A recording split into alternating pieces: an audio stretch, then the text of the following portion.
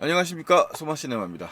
오늘 오랜만에 오늘 본 영화를 오늘 리뷰하는 정말 말 그대로 막 리뷰를 해보도록 하겠습니다. 하이제킹이라는 작품이고요.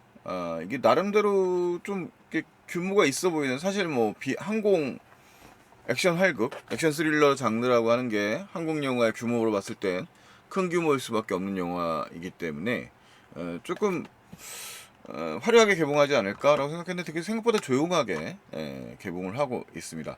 이 주차에 지금 인사이드 아웃 2가 흥행을 크게 하고 있는데요. 그 영화는 뭐 워낙 많은 사람들이 호평을 하고 있어서 뭐 제가 굳이 리뷰를 할 필요는 없어 보이고요. 사실 애니메이션에 대해서는 좀 한계가 있기 때문에 저 역시 뭐 생각나면 할 수도 있겠지만, 오늘은 일단 하이제킹 이 영화를 사실은 어제 저녁에 인사이드 아웃 2를 봤어요. 좋은 영화입니다. 하이제킹을 보도록 하죠. 오늘 제가 할 영화는 하이제킹입니다. 자, 하이제킹은 말 그대로 그 제목 자체가 한국 납치를 의미하는 말인데요.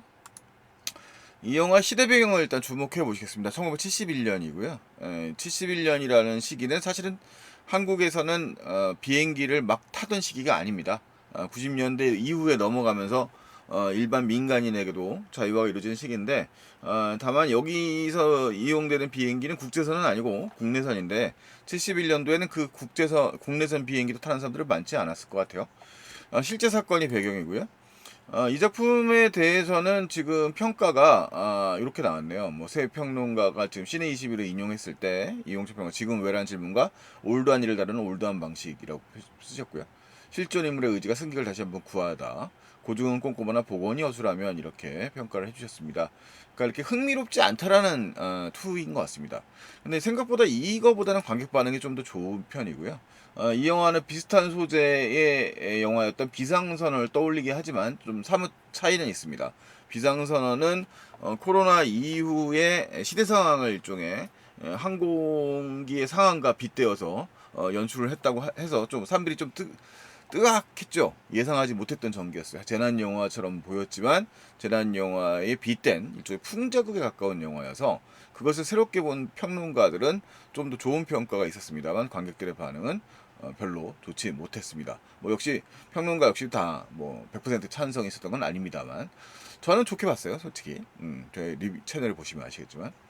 자, 이 작품의 시대 배경은 이 영화의 이제 전반부죠. 프롤로그. 보통 영화의 시작 장면에 이런 형식의 이제 뭐 그 스펙타클 영화들, 이 액션 스릴러 장르 정도 되는 한국 영화에서 이제 일종의 큰 예산의 영화들이니까요.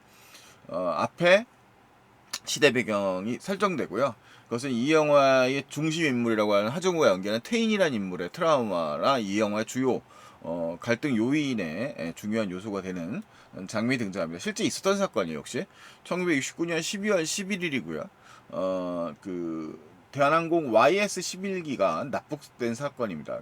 강릉공항에 출발해서 김포공에 도착할 예정이었던 국내선 항공기였죠. 당시 프로펠러기였는데 이 항공기가 납치돼요.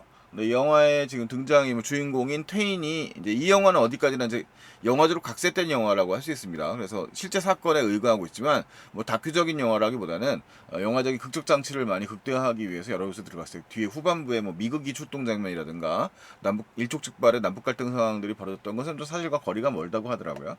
자, 어쨌든 실제 이제 영화의 태인이라고 하는 인물도 영화 속에서 이 실제 사건에서는 여러 인물을 좀 합쳐놓은 인물에 가까운 인물이고요. 좀 각색이 된 영화, 그런 설정이겠죠. 그래서 69년 12월 11일에 어쨌든 이 사건의 공군 현역 파일럿이었던 태희는 지금 납치되는 상황이었던 YS-11기를 이 엔진을 파괴하라는 지시를 거부하게 됩니다. 그 사건이 이제 일종의 모티브가 돼서 명령 지시 불이행 등의 이유로 이제 전역 사유가 되죠.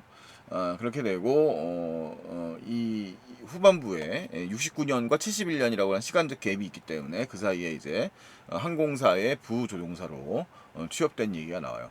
영화의 이 앞에 서두의 프롤로그 부분은 이 영화의 후반부의 그 클라이막스 부분의 중요한 방식과도 연관이 있기 때문에 여러모로 뭐 중요한 일종의 그거죠. 중요한 빌드업이 되겠습니다. 중요한 빌드업이고 영화에 뭐 사실은 그렇고요. 그러니까 이 영화의 성격을 보여주는 얘기도 한데 사실 이 영화에서 프롤로그에서 이 영화의 한계를 보여주기도 해요. 이 영화에서 보여주는 이 설정의 중심 인물인 테인이라는 인물의 설정이 집중되어 있는 영화라는 걸 좀 보여주고요. 당시 남북한 대치 상황이라는 부분들도 시대 배경으로 그냥 이거 좀 알아서 읽고 들어와라는 부분이 있습니다. 이 영화 실제로 한 100분 정도의 상영 시간인데 사실 이 시대에 대한 이해가 만약에 좀 부족한 젊은 관객들이라고 하면 약간 이해가 조금 쉽지 않은 부분도 있지 않을까 싶기도 합니다. 뭐 또 나름 그래도 뭐 관객들 반응을 보면 뭐 그렇게 또 나쁘지 않은 것 같아서 어떨지는 모르겠어요. 뭐 적어도 뭐 저는 좀 그런 게 이 영화의 흥미로운 지점이라고 생각합니다. 오히려 장르 영화로서는 좀 범상한 영화였습니다만 이 한국 영화의 그 분단 상황이라고 하는 요소가 들어왔을 때 주는 특유의 긴장감들이 있어요. 그 여러 가지 측면에서 뭐 그래서 그런 측면이 오히려 흥미로웠습니다. 감독은 김성환 감독인데요. 장편 상업 영화 데뷔작이고 그 영화에 굵직한 영화들의 조감독을 많이 했습니다. 백두산, 1987, 아수라.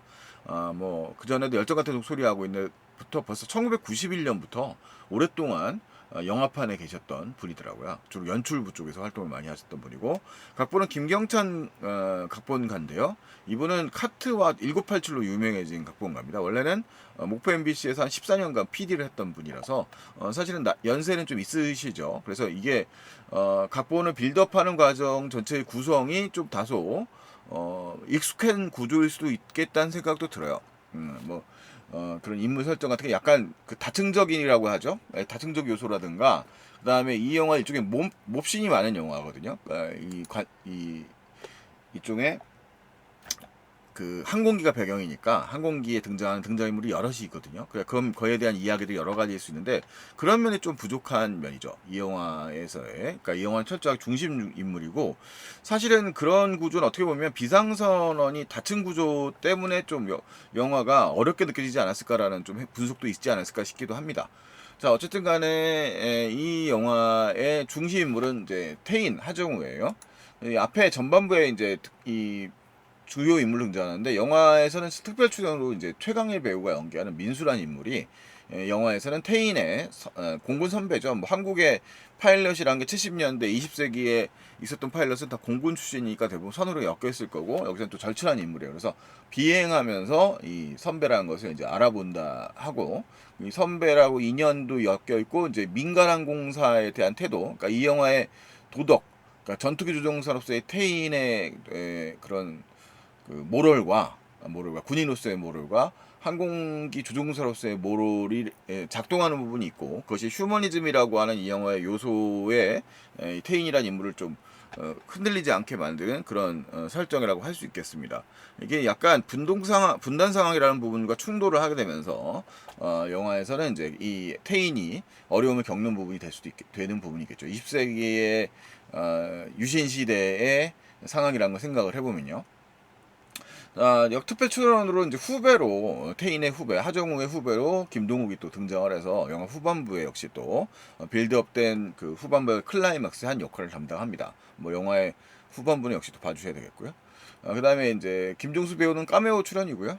공군 비행단장으로 이제 태인이 옷을 벗게 만드는 지휘관 역할입니다. 사실은 옷을 벗게 해주는 게 이 사람 입장에서는 태인을 어떻게 보호해주는 역할일 수도 있겠습니다. 자, 그렇습니다. 그래서 요게 이제 앞에 프롤로그 설정이에요. 일단 항공 그런 하이제킹 상황이 역시 똑같이 벌어지고요. 그 하이제킹 상황에 의한 북한의 대처 등의 상황이 이 본론으로 들어가서 71년 사건의 이제 주요 배경이 되는 겁니다.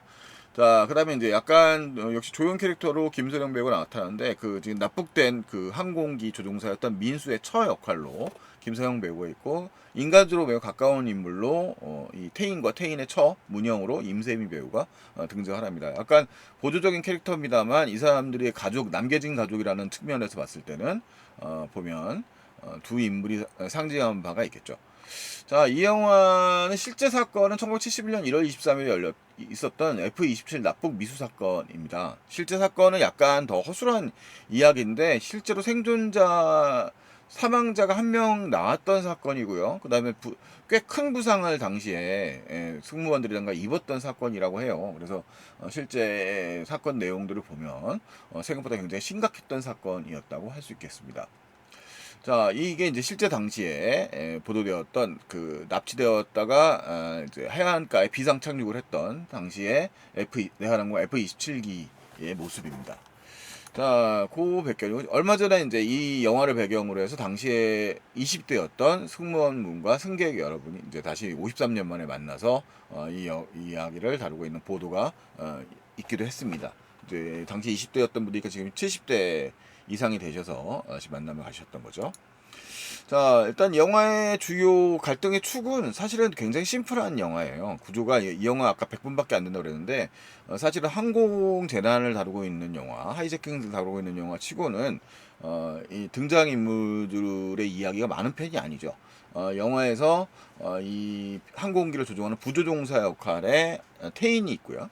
그 다음에 영화에서 이제 빌런 납치범 역할의 용대 역할로 여진구가 등장을 합니다. 뭐 예고편에서도 여진구가 빌런으로 등장한다는 거는 뭐 밝혀진 사실이니까요. 그러니까 물론 빌런에게도 충분히 설득 있을 만한 드라마가 있어야 상업 영화는 나름의 매력이 있습니다. 근데 앞에서 보여줬던 프롤로그의 선택을 할 때 아마 연출진이나 각본진에서는 관객의 입장에서 이 용대의 이야기를 섣불리 끄집어냈다가는, 왜냐면 이게 되게 좀 복잡한 이야기가 될 수 있거든요.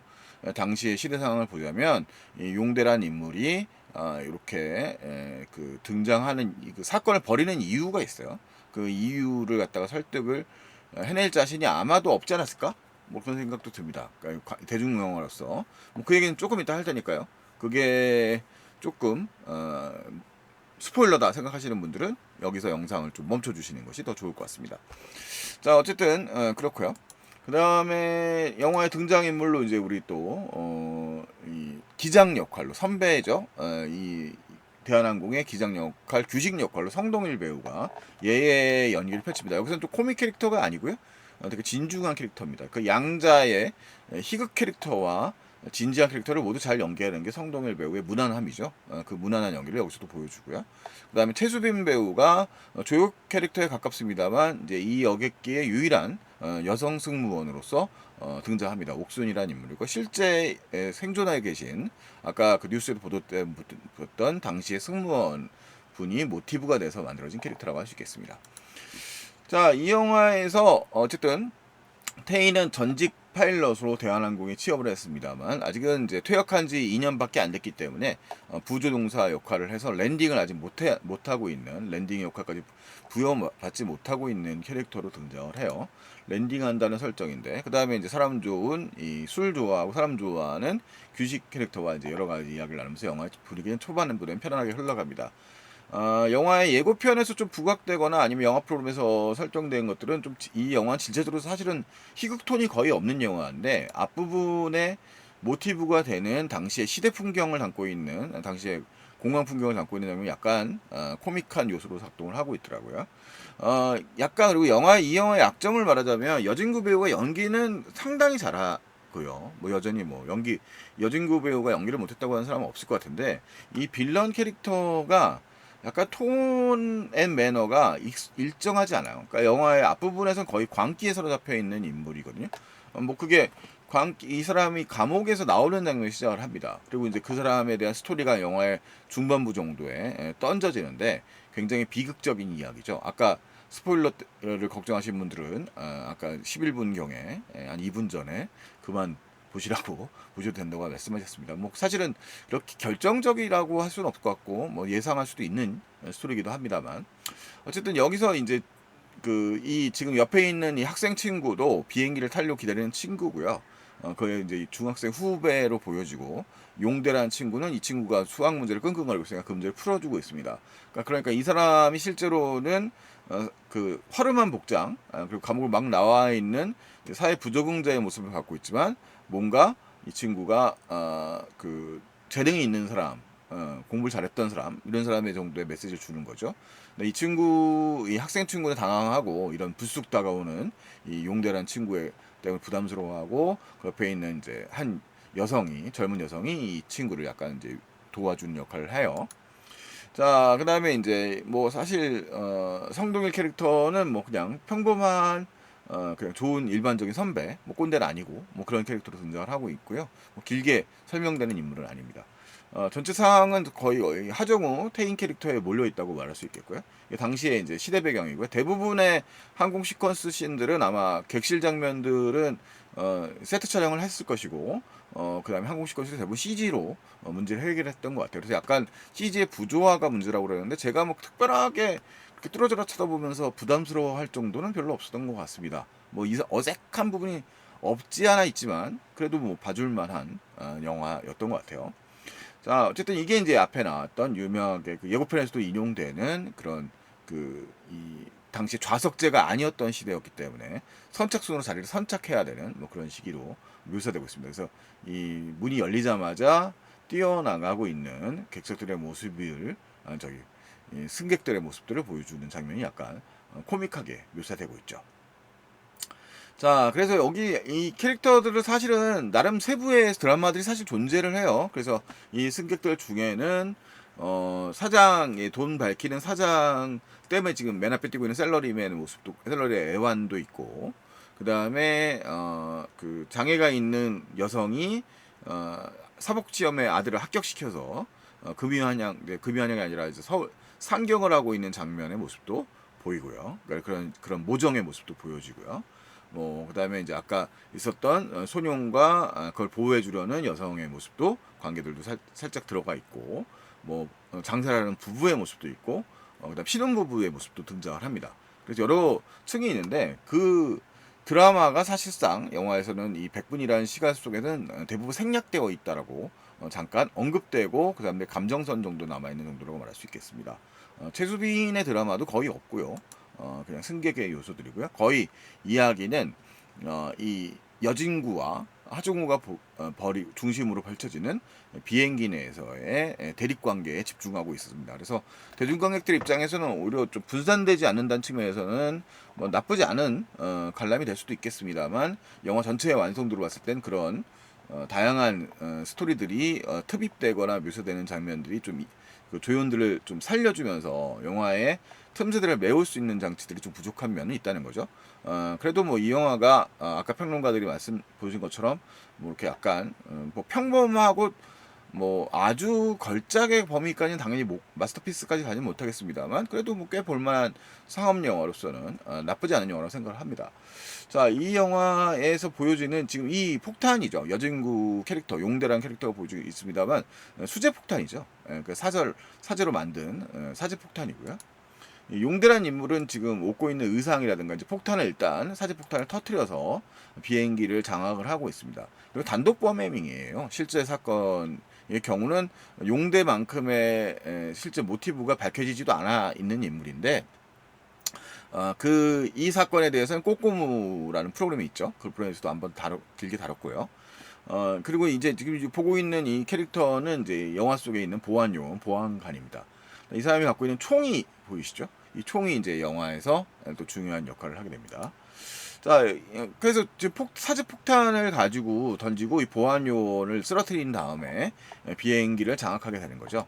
이 비행기는 일단 보시면 아까 앞에 잠깐 보시면 아시겠지만 이렇게 큰 비행기가 아닙니다. 한 50석짜리 당시 프로펠러기였기 때문에 이 영화에서 보여주는 공간은 뭐 우리가 흔히 말하는 하이제킹이나 항공재난 영화들의 그 거대한 좀 그 항공기들 뭐 300석, 400석짜리 이런 항공기들과는 좀 거리가 먼 작은 비행기고요. 작은 비행기이기 때문에 공간이 좀 세트가 단촐합니다. 그래서 이 영화가 복합적인 구조를 만들어내고 그 원래 밀폐 공간 내에서 펼쳐지는 이야기들을 조밀하게 담아내는 데는 좀 한계가 있기 때문에 그런 장르적인 측면에서 보자면 이 영화에 좀 아쉬움을 나타내시는 분들이 있지 않을까라고 생각이 돼요. 헐리우드 영화에 비교를 해보자면. 근데 이 영화는 이제 그런 이야기를 실화에 근거를 하고 있기 때문에 당시 시대적 상황과 맞물려서 영화를 좀 풀어나가는데 조금 더 공을 들이고 있습니다. 이 용대라는 인물 자체가 일종의 한국전쟁 이후에 71년이 배경이니까요. 뭐 한 20대 중반을 넘질 않았을 것 같아요. 그러니까 형님이 아마 그 한국전쟁 당시에 북한군 장교로 참전했었던 사람이고, 그러니까 이제 이산 가족인 거죠. 강원도 출신이니까 속초 쪽 출신이고 나름 영재였는데, 그러니까 영화의 전체적인 스토리를 재구성해 보면 그래서 중학교 때부터 이런 낙인이 찍히는 거죠. 당시에 이제 연좌제에 의해서 경찰에 계속 감시를 받고 그러면서 억울한 누명을 쓰고 감옥살이를 하고 나온 상태인데 그 사이에 노모가 사망을 해버리고 이제 노모가 사망을 해버리고 아사를 해버린 거죠. 그래서 그 사회적 분노를 어쩌지 못하고 69년 사건의 모티브를 받아서 이북으로 가야 되겠다. 그래서 내가 피납을 해서 비행기를 가져가면 뭐 이북에서 삐라라고 하죠.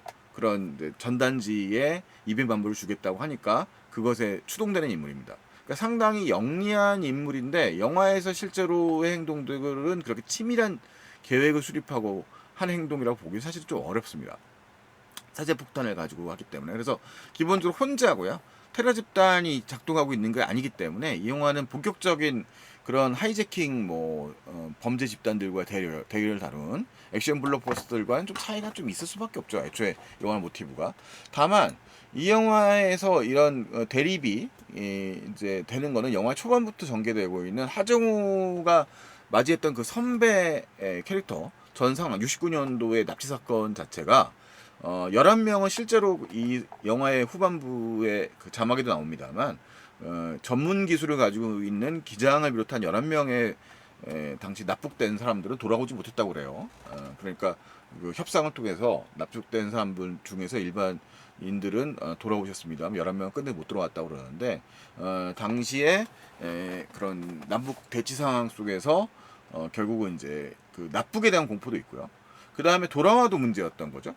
당시에 이 여진구가 연기하는 용대라는 인물도 그런 상징적인 인물인데 연좌제가 작동하고 있던 시대였기 때문에 국가정보는 옛날에도 그런 사례가 많았습니다. 월북이 아니라 이제 납북되었던 납북 어부들이 이제 간첩으로 몰리거나 그다음 그 가족들한테 계속 수사가 들어온다거나 정보기관에 감시가 들어온다거나 그래서 실제로 사회생활하는데 굉장히 많이 불편하고 고통스러운 상황이 반복되고 있었기 때문에 영화의 전반부에서 태희는 이제 그 의심을 사고 있는 그 자신의 선배의 부인 김선영이 연기하는 그 캐릭터에게 도움을 주고 있다는 대사가 나오기도 해요. 그러니까 그런 상황들을 어떻게든 극복하는 것이 이북으로 넘어가는 것들도 문제고요. 그 다음에 영화의 주요 대사에서 비행단장이 너 가족이 연관되어 있는 외곽까지 몇 명 정도 되니? 그러니까 한 20명 정도 된다.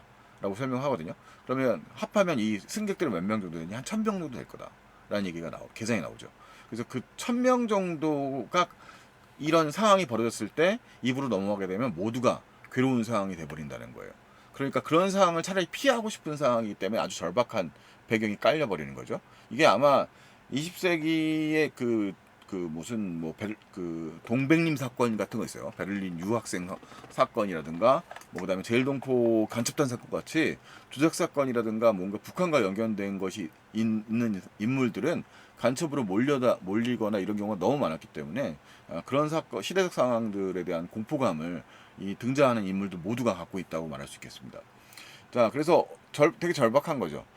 이 용대라고 하는 인물은 어떻게든지 남한을 떠나서 이북에 가고 싶어하는 사람이고요.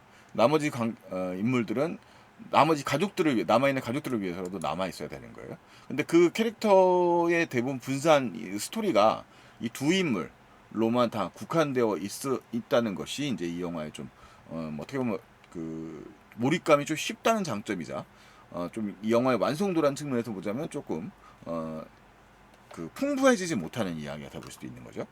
그런 면이 있습니다. 그래서 이 인물은 되게 영웅적 인물이에요. 태인이라는 인물은 영웅적 인물, 하이제킹 상황이라는 걸 빨리 캐치를 하고, 그다음에 이 규식은 빨리 이제 그 폭력에 의해서 제압된 상황에서 눈이 한쪽 눈이 안 좋은 상황에서 한쪽 눈까지 돼서 영화에서는 이제 그 실제 눈을 제대로 쓸 수 없는 상황이 돼버리거든요. 그 상황에서 이 비행에서 비상 착륙도 시켜야 되고, 그다음에 이 빌런이라고 할 수 있는 용대 여진구의 캐릭터도 제압해야 되는 상황들을 같이 맞이하게 됩니다. 자, 다소 설득력이 없는 부분은 지금 이제 용대가 가지고 있는 총기 같은 것들인데요. 이 총기는 아까 말씀드린 주목해야 된다고 했던 그 보안 요원이 폭파 당시에 잃어버렸다가 용대가 승객들로부터 반격을 받으면서 우연히 습득하게 된 그런 총기가 되겠습니다. 그러니까 애초에 이 용대라는 인물이 아주 계획적인 범행자라고 말할 수는 없죠. 치밀한 범죄라고 할 수 없죠. 그러니까 빌런이 그렇게 지밀하지 않게 되면 영화 스릴러로서의 장르로서의 매력은 상당히 떨어지게 됩니다. 그래서 이 영화는 이게 아무래도 또 실화에 기반하고 있는 영화이기 때문에 방금 말씀드렸던 정치 이데올로기적 상황들을 갖다가 영화에 긴장적 요소로 집어넣고 있어요. 그래서 요 지금 승객들과 상황들, 이 전체적 상황들을 몰아가서 대립을 하게 되는 상황들이 이제 발생을 하고 있고요.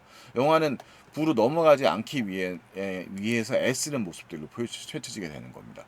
요거 이제 그 CG 장면이 요소가 되는 거고요. 그래서 영화의 후반부에 이제 물리적인 대립적 장면들까지 나오게 되는데, 그런 긴장적인 상황들이 나름대로 빌드업이 잘 되지 않는, 그래도 잘 유지가 되지 않는 가는데, 이게 아무래도 용대라는 인물이 그렇게 복잡한 인물이 아니다 보니까 영화의 후반부에 가면 이게 또 혼자라는 한계도 있고요. 이 하이제킹 상황에 그런 문제도 있기 때문에 아무래도 그런 존재감이 실제로 이제 여진구 배우의 캐릭터의 연기에 비해서는 존재감이 크지는 않게 되는 상황이 되고, 후반부가 이게 비행을 소재로 한 영화이니까 당연히 이제 2부로 넘어가야 되는 상황이냐, 이제 용대는 계속 압박을 넣는 거고, 그 속에 어떻게든 간에 이 기장 태인과 그다음에 규식은 어떻게든지 이 비상 착륙을 시켜서 2부 넘어가지 않아야 되는 상황이죠.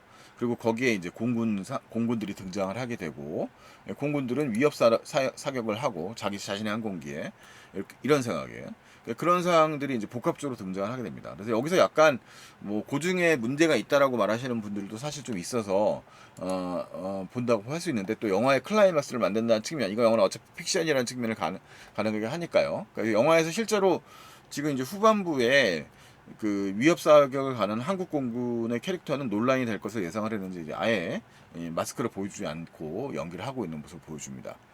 그래서 어쨌든 그 위기 상황들, 이제 이제 그 격추될 위협까지 가는 상황이 갑니다만, 이 비행기는 비상 착륙까지 하게 된다는 얘기예요. 근데 흥미로운 부분이 이제 영화의 예고편에도 인용이 됩니다만, 신분증을 다 파기시키라든가 이런 말들이 등장을 해요. 그러니까 신분증을 파기시킨다라는 거는 전문직이라든가 직업 공무원이라든가 이런 사람들의 경우에는 북한의 요구에서 억류될 가능성도 있기 때문에 이 이북으로 넘어갈 수 있는 상황이 될 수도 있기 때문에 그때 각자 신분증을 파괴해라라고 하면서 영화의 클라이막스 후반부에서 차지하는 부분들이 그런 부분이거든요. 거기서 이제 물리적 작전 상황들도 이제 펼쳐지기도 하고, 그러면서 스토리텔링이 후반부에 가게 됩니다. 자, 그래서 어쨌든 이 영화는 그런 좀 한국적 상황들이라고 말할 수 있죠. 붙는 상황의 특수성들을 보여주고요.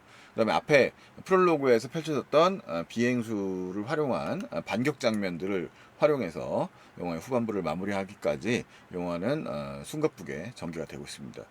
영화의 상영 시간이 약간 1시간 40분 정도의 분량이라고 얘기했던 것처럼, 이 영화는 그 플롯 자체가 복잡하지 않고요. 직선적 플롯입니다. 1.85대 1의 화면비를 가지고 있고요. 그 다음에 영화가 가지고 있을 수 있는 항공 액션 스릴러로서 할 수 있는 요소들은 다 집어넣고 있습니다. 다만 이 영화가 그렇게 액션 스릴러 자체로서의 그 긴장감을 만들어내기 위해서는 이 항공기의 규모도 크지 않고, 그 다음에 빌런들도 복합적인 존재들이 아니고요. 홀로 존재하는 단순 범행이고요. 그의 막선은 사람들은 약간 올드한 스타일이죠. 왜냐하면 1971년도가 배경이니까요. 그래서 그런 캐릭터들이 등장을 하고 있어서 뭐 다소 아쉬운 점이 없지 않아 있습니다만, 그래도 영화 전체적으로 봤을 때는 당시 시대 상황이라는 저는 흥미로웠던 점이 오히려 그런 점이었어요.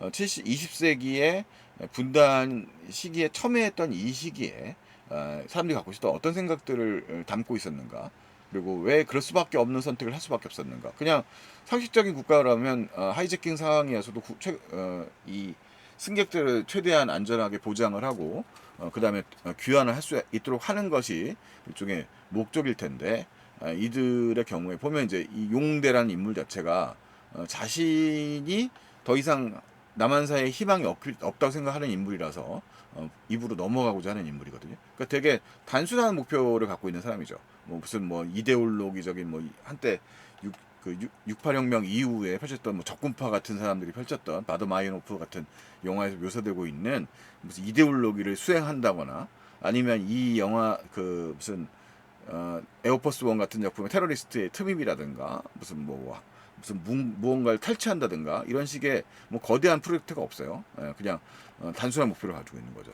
물론 71년도라면 충분히 그럴 수 있는 상황이 될 수 있겠습니다만, 그래서 그런 상황들 자체는 아닙니다만 어쨌든 보면 당시 이제 시대군상들이라고 하는 게 나름대로 의미가 있는 작품이기 때문에 그런 부분에서 묘사는 나쁘지 않았다는 생각이 들어요. 그래서 뭐 전체적으로 뭐꽤 어차피 기대감 사실 없었거든요. 그러니까 아까 시내 21 별점 같은 것도 보면서 별로 높은 평가를 받지 않는, 생각보다 너무 기대가 낮은데 이런 생각이 들더라고요. 근데 뭐 기대가 낮았는지 모르겠지만 아주 흥미롭게 뭐 어쨌든 리듬감 크게 쳐지지 않는 영화고요. 그래도 꽤 흥미롭게 봤습니다. 뭐 캐릭터가 뭐 맨날 그런 얘기를 하죠. 하정우가 비슷한 연기를 한다. 근데 기본적으로 배우들이 비슷한 연기 톤을 유지하는 거는 뭐 크게 다르진 않다고 생각을 해요. 그래서 뭐 이게 불만인 분들의 리뷰도 읽었는데 뭐 전 좋은 재미있게 영화를 본 것 같아요. 그래서 뭐 여러분들이 또 이 영화를 또 즐기시는데 뭐 나쁘지 않겠다. 뭐 뭐랑 비교하냐 차이는 있겠지만 그런 시대적 정서들과 좀 읽어 나가면 뭔가 더 흥미로운 영화적 경험이 되지 않을까라는 생각을 해봤습니다. 자, 하이제킹에 대한 뭐 제 소박한 견해였고요. 여러분들도 뭐 한번 기회가 닿으시면 또 체감해 보시도록 하시죠. 뭐 저는 재밌게 봤는데 저는 올드한 사람이니까요. 뭐 저보다 태어나기 전의 사건이긴 합니다만 20세기 때부터 영화를 본 사람이니까요. 여러분들이 또 다르게 생각하실 수도 있겠죠. 다음에 또 다른 작품으로 다시 돌아오겠습니다. 안녕히 계십시오. 소마시네마였습니다.